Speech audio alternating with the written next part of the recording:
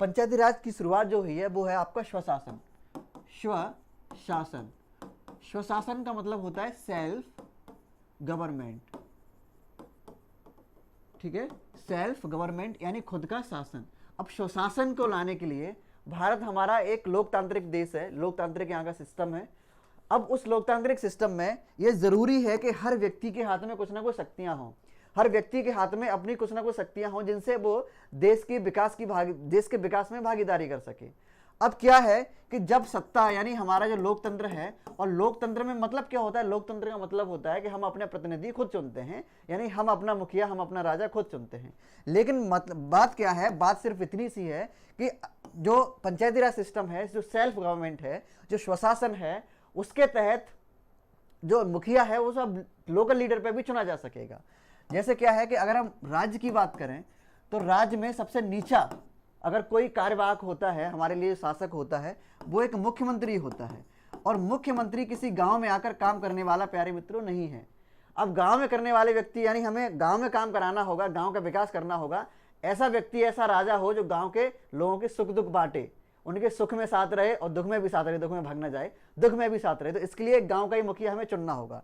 तो इस सब पूरे सिस्टम को लाने के लिए एक सिस्टम लाया गया जिसका नाम है पंचायती राज सिस्टम यानी पंचायती राज व्यवस्था।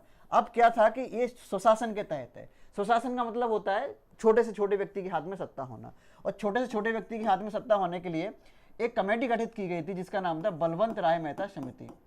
बलवंत राय मेहता समिति, ठीक है। इस समिति का गठन किया गया था 1957 में। इसने अपने सुझाव दिए कि अगर हमें गांव के लोगों के हाथों में सत्ता देनी है, यानी सत्ता का विकेंद्रीकरण करना है। क्या करना है? सत्ता का विकेंद्रीकरण यानी डिसेंट्रलाइजेशन ऑफ पावर। अगर हमें पावर का डिसेंट्रलाइजेशन करना है, सत्ता को बांटना है, जो शक्तियां हैं उन्हें बांटना है, लोकतंत्र की शक्तियों को बांटना है, तो हमें पंचायती राज का गठन करना चाहिए। और यह सुझाव दिया था किसने? यह सुझाव दिया था बलवंत राय मेहता समिति ने, ठीक है। पंचायती राज, और पंचायती राज इन्होंने बताया कि त्रिस्तरीय पंचायती राज व्यवस्था होनी चाहिए। और 3 स्तरीय पंचायती राज व्यवस्था कैसी कैसी? सबसे पहले इन्होंने बताया कि सबसे पहले गांव पर एक पंचायत का गठन होना चाहिए, यानी गांव पर पंचायत का गठन होना चाहिए।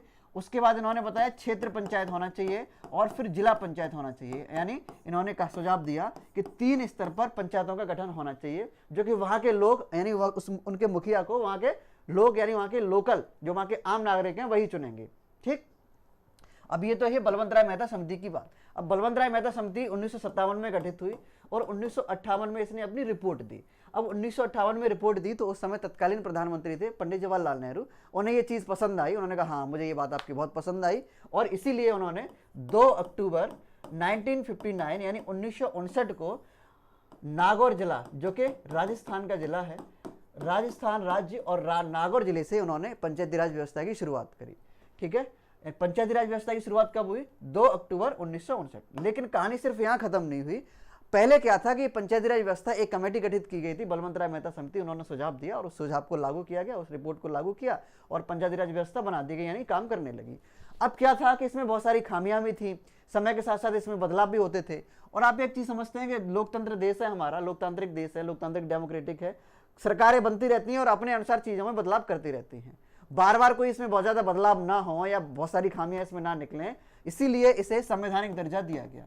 यानी इसे जरूरी था कि इसे संविधान में लिखा जाए, यानी हमारे जो कॉन्स्टिट्यूशन है उसमें लिखा जाए। अब उसमें लिखने से क्या फायदा होगा? उसमें लिखने से यह फायदा होता है कि मान लीजिए कोई बात अगर संविधान में लिख दी जाती है तो उसमें बदलाव करना आसान नहीं होता है, उसमें हर कोई आसानी से बदलाव नहीं कर पाता है, क्योंकि संवैधानिक चीजों की जो बदलने की जो प्रक्रिया है उसकी वो एक पूरी संसदीय प्रणाली है कि पहले उस पर एक वो बिल लाना पड़ेगा, अगर कुछ बदलना है तो फिर उसे सदन में पेश करना होगा, फिर वहां से पास कराना होगा, फिर राष्ट्रपति जी पास कराएंगे, तब उसमें बदलाव हो पाएगा। यानी संसद यानी हमारे संविधान में चीज लिखी है उसे बदलना आसान नहीं है। अब इससे पहले जो पंचायती राज व्यवस्था थी उसे कोई भी आके बदल देता था, कोई नई सरकार आती थी वो अपने अनुसार कमेटी गठित करती थी, कुछ भी बदल देती थी उसमें।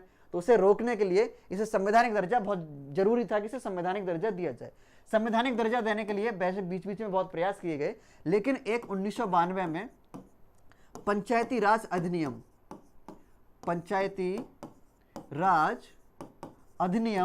1992 यानी 1992 संसद में पेश किया गया, प्रस्तुत किया गया, और 1992 में 1992 में ही इसे संसद में पास कर दिया गया। यानी पंचायती राज अधिनियम 1992 को संसद में पास कर दिया गया 1992 में ही।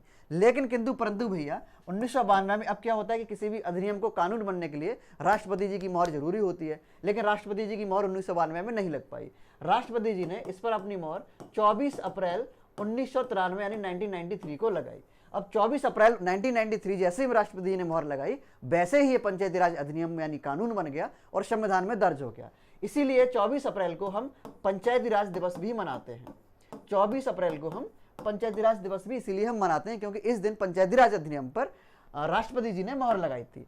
अब इसकी बात करते हैं। अब ये संविधान में लिखा तो, लेकिन संविधान में कहाँ कहाँ कैसे कैसे ये वर्णित है, कैसे कैसे लिखा है। अब क्या था कि जब संविधान में से दर्ज करना था तो इसके लिए जरूरी था कि संवैधानिक संशोधन किया जाए। और आप सबको पता है कि जितने भी संविधान के संशोधन होते हैं उन सबका एक नाम होता है, एक यूनिक नाम होता है। जैसे कौन सा माह हो रहा है, 5वां संविधान संशोधन, 6वां संविधान संशोधन, 7वां, 8वां नाम। तो ऐसे ये वाला जो संविधान संशोधन हुआ यानी पंचायती राज अधिनियम एक्ट 1992 के लिए जो संविधान संशोधन हुआ, कॉन्स्टिट्यूशन अमेंडमेंट हुआ, उसका नाम दिया गया, वो था 73rd यानी 73वां संविधान संशोधन। 73वां संविधान संशोधन था आपका पंचायती राजों के लिए, पंचायती राज के लिए था। और संशोधन करने के बाद अब एक चीज और आपने सुनी होगी, सूची या अनुसूची। अनुसूचियों के सुना होगा आपने। अनुसूचियों के अगर हम अनुसूचियों के बारे में बात करें तो पंचायती राज को 11वीं अनुसूची में यानी 7th शेड्यूल में से दर्ज किया गया।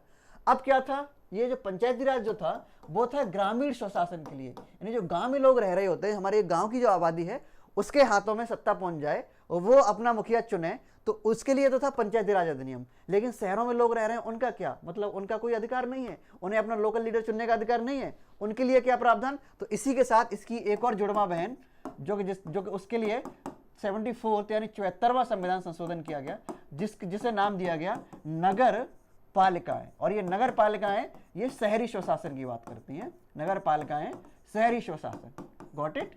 आई होप कि आपको क्लियर हुआ होगा। और ये 74वां संविधान संशोधन जो कि नगर पालिकाओं के लिए है और इसे दर्ज किया गया 12वीं अनुसूची में, 12वीं अनुसूची यानी 12th शेड्यूल। ठीक है, ये चीजें हैं आपके पंचायती राज जो सिस्टम है उसके लिए।